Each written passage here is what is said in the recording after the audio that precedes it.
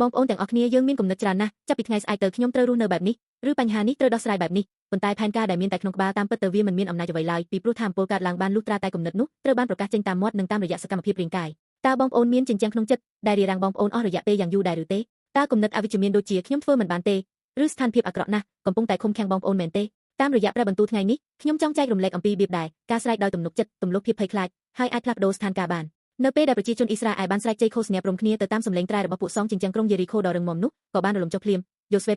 6:21តើប្រជាជនអ៊ីស្រាអែលស្រែកនៅពេលណាពួកគេមិនមែនស្រែកបន្ទាប់ពីឃើញជញ្ជាំងរលំនោះទេប៉ុន្តែពួកគេបានស្រែកទុកជាមុនដោយជឿថាព្រះជាម្ចាស់នឹងធ្វើឲ្យវាដួលរលំនេះហើយគឺជាជំនឿមុនព្រឹត្តិការណ៍ការស្រែកជ័យឃោសនានេះភាសាហេប្រឺឬមិនមែនគ្រាន់តែជាការបង្កើនសំឡេងប៉ុណ្ណោះទេប៉ុន្តែវាគឺជាការអបអរសាទររបស់ប្រជាជនដែលឆ្លើយតបទៅនឹងសំឡេងត្រែនៅពេលស្ដេចយាងមកដល់ហើយវាគឺជាការប្រកាសពីជ័យជំនះដោយទំនុកចិត្តយោងតាមការសិក្សារបស់អ្នកបុរាណវិទូជញ្ជាំងក្រុងយេរីខូគឺជាសំណង់ជញ្ជាំងពីរជាន់ដែលរឹងមាំខ្លាំងណាស់ប៉ុន្តែអ្វីដែលគួរឲ្យភ្ញាក់ផ្អើលនោះគឺស្លាកស្នាមនៃជញ្ជាំងនោះបានរលំទៅខាងក្នុងនេះមិនមែនជារឿងចៃដន្យទេការស្រែកនៃជំនឿបានក្លាយជាកាតាលីករដែលបំផ្លាញលទ្ធភាពដែលមិនអាចមើលឃើញឲ្យទៅជាជ័យជំនះក្នុងការពិតគោលការណ៍នៃការស្រែកនេះត្រូវបានបន្តមកដល់ព្រះយេស៊ូវបានមានបន្ទូលប្រាប់សិស្សអំពីការសោយទិវង្គតនិងការរស់ឡើងវិញរបស់ទ្រង់ទុកជាមុនហើយនៅលើឈើឆ្កាងទ្រង់បានស្រែកជាចុងក្រោយថាសម្រេចហើយការស្រែកនោះមិនមែនជាសំឡេងស្រែករបស់អ្នកចាញ់ឡើយវាគឺជាការប្រកាសជ័យជំនះដែលបំផ្លាញចោលទាំងស្រុងនៅរនាំងដ៏ធំបំផុតរបស់មនុស្សជាតិគឺបាបនិងសេចក្តីស្លាប់ព្រះម្ចាស់បានបង្ហាញថាការស្រែកនោះគឺជាជ័យជំនះពិតប្រាកដតាមរយៈការបើកទ្វារភ្នូរហើយរស់ឡើងវិញឥឡូវនេះយើងគឺជាអ្នកដែលរស់នៅដោយផ្អែកលើជ័យជំនះរបស់ព្រះយេស៊ូវគ្រីស្ទដោយសារព្រះម្ចាស់បានបំផ្លាញអ្វីទាំងអស់ហើយជញ្ជាំងនៅពីមុខយើងក៏លែងជាបន្ទាយដែលមិនអាចវាយបំបែកបានទៀតដែរបងប្អូនជាទីស្រឡាញ់សូមក្រឡេកមើលទៅជីវិតជាក់ស្ដែងរបស់បងប្អូន